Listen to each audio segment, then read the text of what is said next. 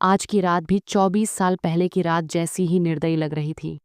ठंड हड्डियां जमा रही थी, लेकिन भोला और लखन का ध्यान सिर्फ मालती पर था। झोपड़ी से उसकी कराहने की आवाज आ रही थी। अंदर आया बोल रही थी, मालती, थोड़ा और जोर लगाओ। लेकिन मालती की सांसें अब कमजोर हो रही थीं। लखन बेचैन था। वह मालती के पास जाना चाहता था, उसका हाथ थामना चाहता था, उसे बताना चाहता था कि वह उसके साथ है। लेकिन गांव के रीति रिवाज उसे रोक रहे थे। लखन का पिता चुपचाप बैठा था। उसकी पत्नी ने भी घंटों तक दर्द सहे थे और फिर दुनिया को अलविदा कह गई। वह सोच रहा था कि क्या यह उसकी नियति है, अपने प्रियजनों को इस तरह दर्द में तड़पते देखना। अचानक झोंपड़ी का दरवाजा खुला और आया बाहर आई। उसका चेहरा थका हुआ था और हाथ खून से सने थे। क्या मालती भी अपनी सास की तरह इस दुनिया को अलविदा कह चुकी थी? नमस्ते दोस्तों, आपका स्वागत है मेरे चैनल जानवी की कहानी में। तो चलिए इस इमोशनल और दिल को छू लेने वाली कहानी को शुरू करते हैं। यह एक ऐसी सर्द रात थी जब हवा में ठंड की सुइयां चुभ रही थीं। गांव के किनारे पर बनी एक छोटी सी झोंपड़ी के बाहर भोला और उसका बेटा लखन एक बुझते हुए अलाव यानी आग के ढेर के पास बैठे थे। अलाव की लपटें अब सिर्फ राख में सिमट रही थीं और ठंड की मार के सामने उनकी गर्मी बेकार पड़ रही थी। भोला के चेहरे पर उम्र की लकीरें थीं, लेकिन उस रात उनमें चिंता की गहरी छाया थी। लखन की आंखों में डर और बेचैनी साफ दिख रही थी। झोंपड़ी के अंदर लखन की पत्नी मालती प्रसव वेदना से कराह रही थी। उसकी चीखें, कभी तेज कभी धीमी, रात के सन्नाटे को तोड़ रही थीं और हर आवाज भोला और लखन के दिल को कचोट रही थी। चारों ओर अंधेरा था। गांव सोया हुआ लग रहा था। न कहीं कुत्ते भौंक रहे थे, न हवा की सरसराहट थी, बस मालती की दर्द भरी आवाजें। ठंड इतनी थी कि सांसें हवा में बादल बन रही थीं और जमीन पर पाला जम चुका था। भोला ने धीरे से कहा, लगता है ये रात बहुत भारी पड़ेगी। लखन ने अपने पिता की ओर देखा। उसकी आंखों में आंसू थे, लेकिन वह उन्हें छिपाने की कोशिश कर रहा था। नहीं बाबूजी, उसने कांपती आवाज में कहा, मालती मजबूत है, वो बच जाएगी। पर सच तो ये था कि लखन का दिल डूब रहा था। प्रसव को कई घंटे हो चुके थे और मालती की आवाज अब कमजोर पड़ रही थी, जैसे उसकी सारी ताकत खत्म हो रही हो। भोला ने एक लंबी सांस ली। उसने अपने जीवन में बहुत कुछ देखा था, गरीबी, भूख और अपनी पत्नी का असमय चले जाना। लखन के जन्म के वक्त भी ऐसा ही हुआ था। उसकी पत्नी ने घंटों तक दर्द सहन किया था और भोला बाहर बैठा इंतजार करता रहा था। वह बच गई थी, लेकिन उसकी सेहत कभी ठीक नहीं हुई और कुछ साल बाद वह दुनिया छोड़ गई। आज वही दर्दनाक इतिहास फिर से सामने था और भोला खुद को बेबस महसूस कर रहा था। उसने अपने बेटे की ओर देखा, जिसके हाथ ठंड और डर से कांप रहे थे। भोला ने लखन के कंधे पर हाथ रखा और कहा, हम जो कर सकते थे हमने किया, अब सब भगवान के भरोसे हैं। लखन ने सिर हिलाया। उसकी आंखों में आंसू जमने को तैयार थे। वह जानता था कि उसके पिता सही कह रहे हैं, लेकिन इस सच को स्वीकार करना उसके लिए मुश्किल था। रात गहराती जा रही थी, ठंड और सन्नाटा बढ़ रहा था। भोला और लखन बस इंतजार कर रहे थे, एक ऐसी सुबह का जो शायद उनके लिए खुशियां लाए, या फिर एक और दुखद अंत। कहानी उस दिन से शुरू होती है जब मालती पहली बार गांव में आई थी। गर्मियों का मौसम था। सूरज आकाश में आग बरसा रहा था और धूल भरी पगडंडियां तप रही थीं। लखन, जो उस वक्त 21 साल का जवान था, गांव के किनारे पर अपनी दुल्हन का इंतजार कर रहा था। शादी उनके परिवारों ने तय की थी और लखन ने मालती को पहले कभी नहीं देखा था। जब पालकी रुकी और मालती का घूंघट हटा, तो लखन की नजरें उस पर ठहर गईं। मालती की आंखें बड़ी और भावुक थीं और उसकी शर्मीली मुस्कान में एक अनोखी सादगी थी। मालती भी लखन को देखकर खुश थी। वह लंबा और मेहनती था और उसकी आंखों में एक सच्चाई झलकती थी जो उसे अपनेपन का एहसास दे रही थी। अपने मायके को छोड़कर एक अनजान गांव में आना उसके लिए आसान नहीं था, लेकिन लखन की वह पहली नज़र उसे हौसला दे गई। शुरुआती दिन मुश्किल थे। मालती को नए घर और नए लोगों के बीच ढलने में वक्त लगा। भोला शुरू में चुपचाप उसे देखता रहा, वह अपनी पत्नी की यादों में खोया रहता था, लेकिन मालती की मेहनत और उसकी मिठास ने धीरे धीरे उसका दिल जीत लिया। मालती ने घर को संवारा, खाना बनाना शुरू किया और खेतों में भी लखन की मदद करने लगी। उसकी मेहनत से ज्यादा उसका स्वभाव था, जो भोला और लखन को उससे जोड़ रहा था। वह छोटी छोटी बातों में खुशियां ढूंढ लेती थी। कभी बच्चों के साथ खेलती तो कभी गांव की औरतों के साथ गपशप करती। एक शाम खाना खाने के बाद जब वे बाहर बैठे थे, मालती ने गाना शुरू किया। उसकी आवाज में एक मिठास थी जो हवा में घुल गई। भोला की आंखें नम हो गईं। उसने अपनी पत्नी की मृत्यु के बाद ऐसा संगीत नहीं सुना था। लखन भी भावुक हो गया और उसने मालती का हाथ थाम लिया। उस पल में वे एक परिवार बन गए। समय बीतता गया। लखन और मालती का रिश्ता और गहरा हो गया। एक दिन मालती ने अपनी गर्भावस्था की खबर दी। घर में खुशियां छा गईं। भोला दादा बनने के सपने देखने लगा। वह सोचता कि वह अपने नाती पोती को गोद में खिलाएगा, उन्हें कहानियां सुनाएगा। लखन ने बच्चे के लिए नाम सोचना शुरू कर दिया। अगर बेटा हुआ तो गोपाल और बेटी हुई तो रानी। लेकिन जैसे जैसे महीने बीते, मालती की सेहत बिगड़ने लगी। वह कमजोर हो गई, उसकी भूख कम हो गई और उसे बार बार दर्द होने लगा। गांव की आया रमिया ने उसे देखा और चिंता जताई। ये ठीक नहीं लग रहा, उसने कहा। हमें सावधान रहना होगा। भोला और लखन ने उसकी देखभाल में कोई कसर नहीं छोड़ी। वे उसे अच्छा खाना लाते, आराम करने को कहते और मंदिर में जाकर मन्नत मांगते। लेकिन उनकी सारी कोशिशों के बावजूद मालती की हालत सुधर नहीं रही थी। अब उस ठंडी रात में जब वे झोपड़ी के बाहर बैठे थे, उन्हें डर था कि उनकी सारी उम्मीदें टूट जाएंगी। रात जैसे थम सी गई थी।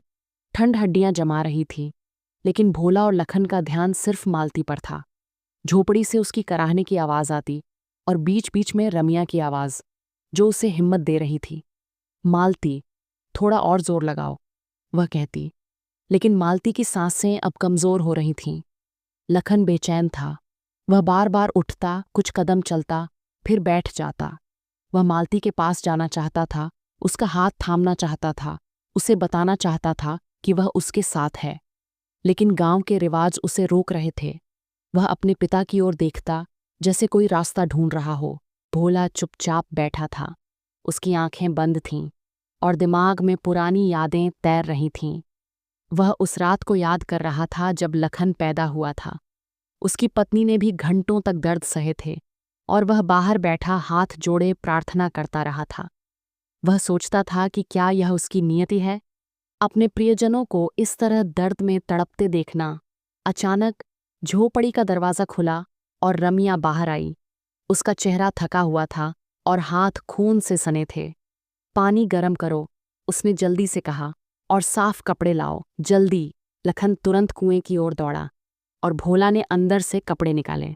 रमिया ने बताया, बच्चा उल्टा है, बहुत मुश्किल हो रही है, मालती की हालत खराब है। भोला का दिल धक से रह गया। वह जानता था कि उल्टा बच्चा कितना खतरनाक हो सकता है। क्या हम कुछ कर सकते हैं? उसने पूछा। रमिया ने सिर हिलाया। मैं कोशिश कर रही हूं, लेकिन अब सब ऊपर वाले के हाथ में है। लखन पानी लेकर लौटा। क्या हाल है? उसने कांपती आवाज में पूछा। प्रार्थना करो, रमिया ने कहा और वापस अंदर चली गई। फिर से इंतजार शुरू हुआ। हर पल एक युग की तरह लग रहा था। मालती की चीखें अब बहुत धीमी हो गई थीं और उसकी आवाज में कमजोरी साफ सुनाई दे रही थी। लखन का दिल जोर जोर से धड़क रहा था। वह सोच रहा था कि क्या वह अपनी पत्नी को खो देगा और अपने बच्चे को कभी देख भी नहीं पाएगा। भोला की आंखें आकाश की ओर उठीं। बादलों ने सितारों को ढक रखा था और चांद कहीं दिखाई नहीं दे रहा था। ऐसा लग रहा था जैसे प्रकृति भी उनके दुख में शरीक हो गई हो।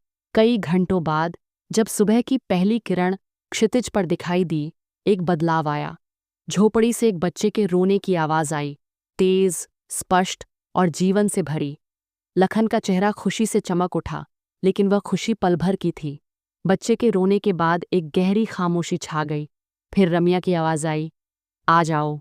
वे दौड़कर अंदर गए। मालती पुआल के बिस्तर पर लेटी थी, उसका चेहरा पीला और बेजान। उसकी आंखें बंद थीं और सांसें थम चुकी थीं। उसके बगल में एक कपड़े में लिपटा हुआ एक छोटा सा बच्चा रो रहा था।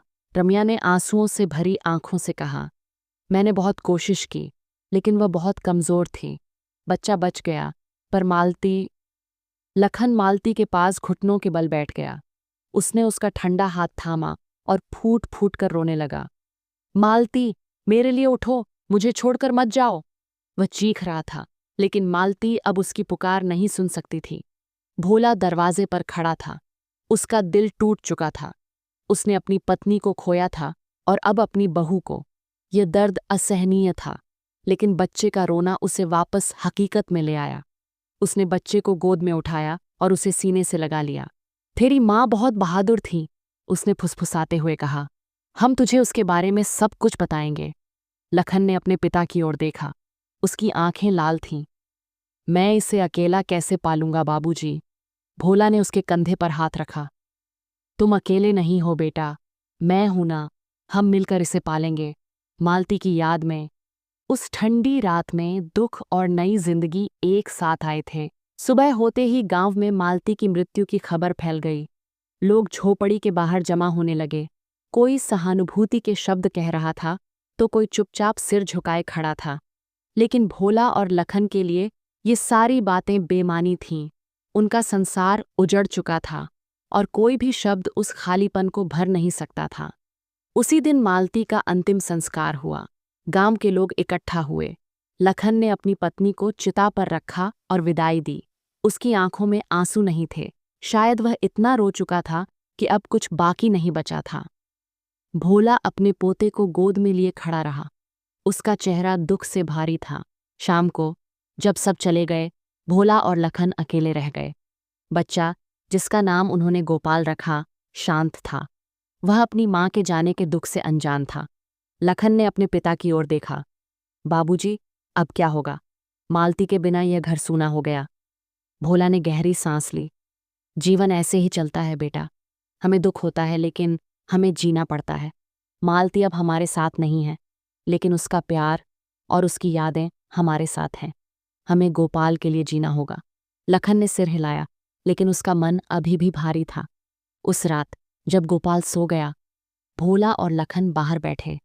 आकाश साफ था और तारे चमक रहे थे। बाबूजी, लखन ने कहा, मुझे वह दिन याद है जब मालती पहली बार यहाँ आई थी। वह कितनी खुश थी। उसने इस घर को फिर से जीवंत कर दिया था। भोला मुस्कुराया। हाँ, वह एक अनमोल रत्न थी। उसकी हंसी में जादू था। मैं उसे कभी नहीं भूल पाऊंगा, लखन ने कहा। और न ही हमें भूलना चाहिए, भोला ने कहा। वह हमारे दिलों में हमेशा रहेगी। अगले कुछ दिन भारी थे। लखन हर कोने में मालती को ढूंढता था। वह उसकी साड़ी को छूता, उसकी चूड़ियों की आवाज़ सुनने की कोशिश करता। भोला भी चुपचाप अपने दुख में डूबा रहा, लेकिन गोपाल का रोना उन्हें हर बार हकीकत में वापस लाता। उसकी देखभाल में वे अपने दर्द को भूलने की कोशिश करते। समय धीरे धीरे बीतता गया। गोपाल बड़ा होने लगा। भोला और लखन ने मिलकर उसकी परवरिश की। लखन ने अपने दर्द को एक तरफ रखकर अपने बेटे के लिए जीना सीखा। भोला ने अपने पोते को मालती की कहानियां सुनाईं, उसकी हंसी, उसकी बहादुरी और उसके प्यार की बातें। गोपाल एक चंचल और समझदार बच्चा था। वह अक्सर अपनी माँ के बारे में पूछता। बाबूजी, मेरी माँ कैसी थी? वह भोला से पूछता। भोला उसे गोद में बिठाकर कहता, तेरी माँ एक फरिश्ता थी बेटा। वह बहुत प्यारी थी। वह गाती थी और उसकी आवाज़ में सारी दुनिया बस जाती थी। लखन भी अपने बेटे को मालती की यादें साझा करता। वह उसे बताता कि कैसे वे दोनों मिले थे, कैसे उन्होंने सपने देखे थे और कैसे गोपाल उनके प्यार का फल है। एक दिन जब गोपाल 5 साल का था, वह घर के बाहर खेल रहा था। अचानक वह दौड़ता हुआ लखन के पास आया और बोला, पिताजी, मैंने सपने में एक औरत को देखा। वह बहुत सुंदर थी और मुझे गाना सुना रही थी। क्या वह मेरी माँ थी? लखन की आंखें नम हो गईं। उसने गोपाल को गले लगाया और कहा, हाँ बेटा, शायद वह तेरी माँ ही थी। वह तुझे बहुत प्यार करती थी। गांव के लोग भी गोपाल को बहुत प्यार करते थे। वे उसे मालती का लाल कहकर पुकारते।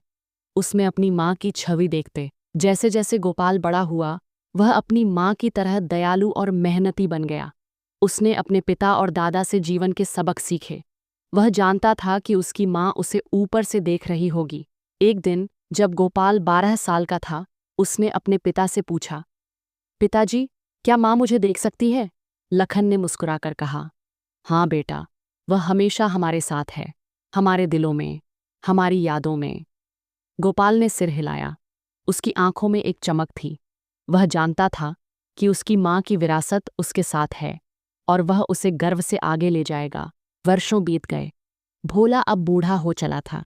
उसकी कमर झुक गई थी और आंखों की रोशनी कमजोर हो गई थी, लेकिन गोपाल को देखकर उसे सुकून मिलता था। वह अपने पोते में मालती की झलक देखता था, उसकी मासूमियत, उसकी मेहनत और उसकी हंसी। एक शाम भोला और लखन गोपाल के साथ बाहर बैठे थे। सूरज डूब रहा था और आकाश लाल हो गया था। गोपाल ने पूछा, बाबूजी, आप हमेशा कहते हैं कि माँ बहादुर थी, क्या मैं भी बहादुर बन सकता हूँ? भोला ने हंसकर कहा, बेटा तू पहले से ही बहादुर है, तेरे अंदर तेरी माँ की ताकत है। लखन ने अपने बेटे के सिर पर हाथ फेरा। तेरी माँ ने हमें बहुत कुछ सिखाया गोपाल। उसने हमें प्यार करना सिखाया, दुख में भी हिम्मत रखना सिखाया। उस रात जब गोपाल सो गया, भोला और लखन देर तक बात करते रहे। भोला ने कहा, लखन, मुझे लगता है कि मालती ने हमें गोपाल के रूप में एक नई जिंदगी दी। उसका जाना दुखद था, लेकिन उसने हमें एक कारण दिया जीने का। लखन ने सिर हिलाया। हाँ बाबूजी, वह हमारे साथ नहीं है, लेकिन उसकी मौजूदगी हर पल महसूस होती है। भोला, लखन, मालती और गोपाल की यह कहानी दुख और उम्मीद का एक अनोखा संगम है। मालती की मृत्यु ने इस परिवार को तोड़ दिया था, लेकिन गोपाल के जन्म ने उन्हें फिर से जोड़ा। यह कहानी बताती है कि जीवन कितना भी कठिन क्यों न हो, प्यार और इंसानियत हमेशा जीवित रहती है। मालती की यादें भोला और लखन के दिलों में हमेशा रहीं और गोपाल ने अपनी माँ की विरासत को सम्मान के साथ आगे बढ़ाया।